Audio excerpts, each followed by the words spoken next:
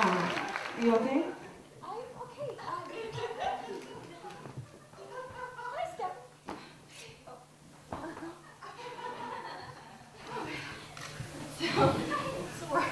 That was so great. Thanks.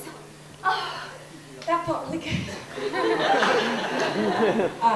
How long have you been working on that? We started doing that in, I think, May of 2005.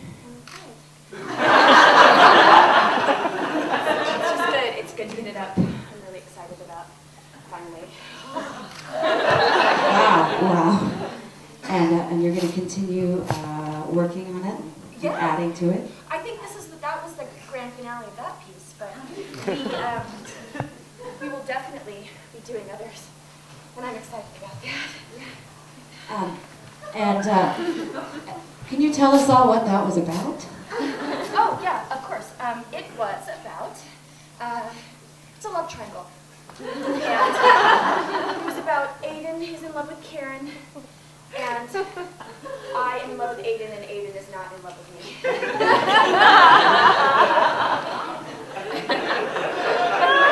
He might be someday, and that's where the hope is. There's a lot of hope in that piece. Yeah, I thought you were really beautiful. Thank you, I appreciate that.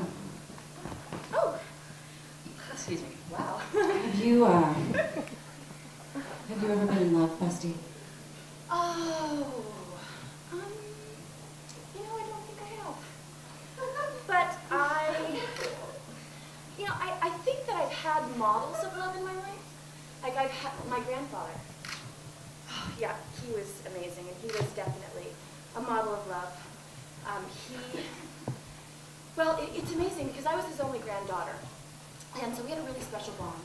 And he's just the kind of man, he's just a gentleman, you know. He would put his coat down on a puddle with me, you know.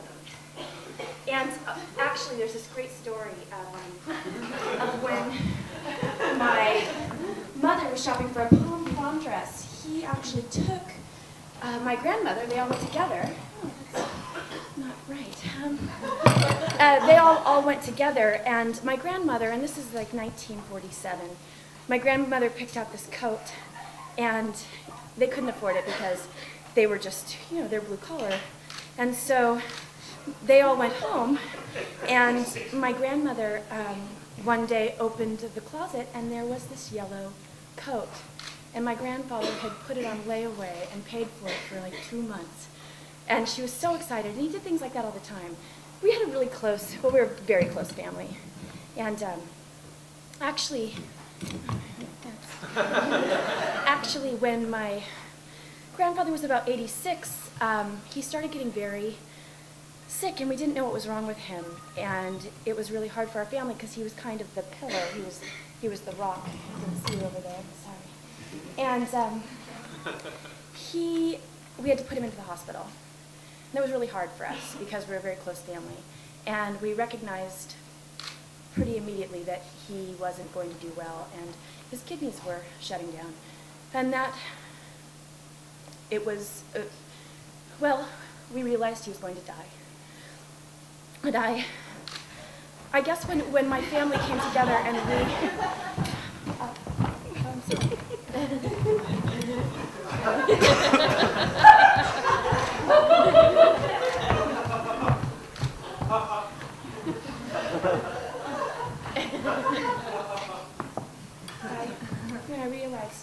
When we realized he was going to die,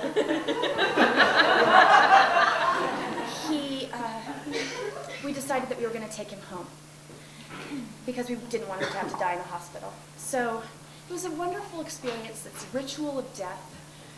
We were all gathered around him, his bedside that we placed in the living room.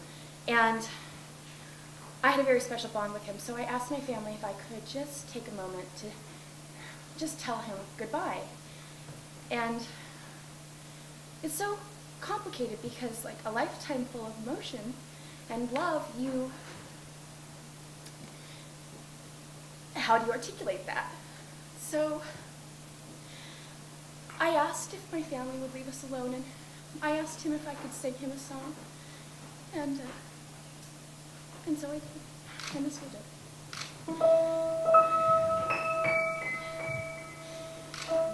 You let me violate you.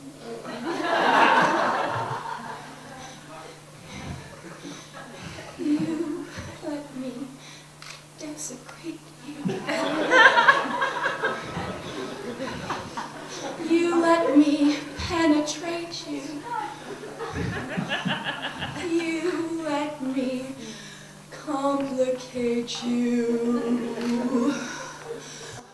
Help me. I broke apart my insides.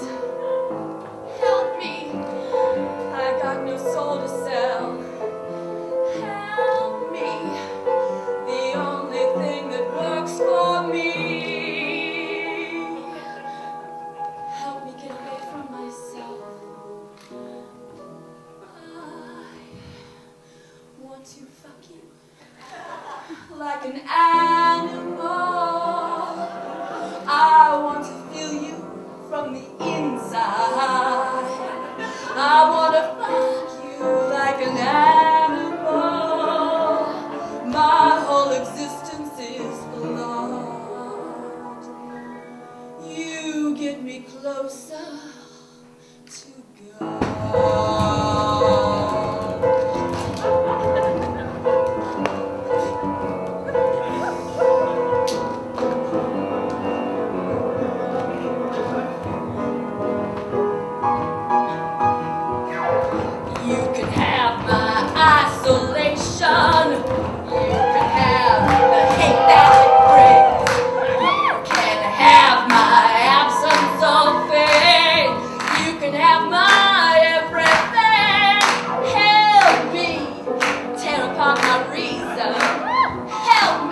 It's your sex that I smell.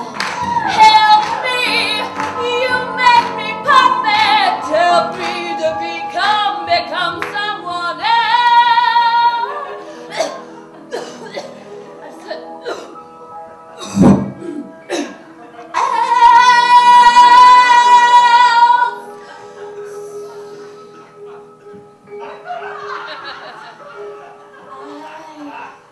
I want to fuck you like an animal.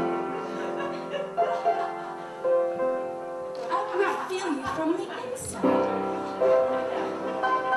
I want to fuck you like an animal. My whole existence is flawed.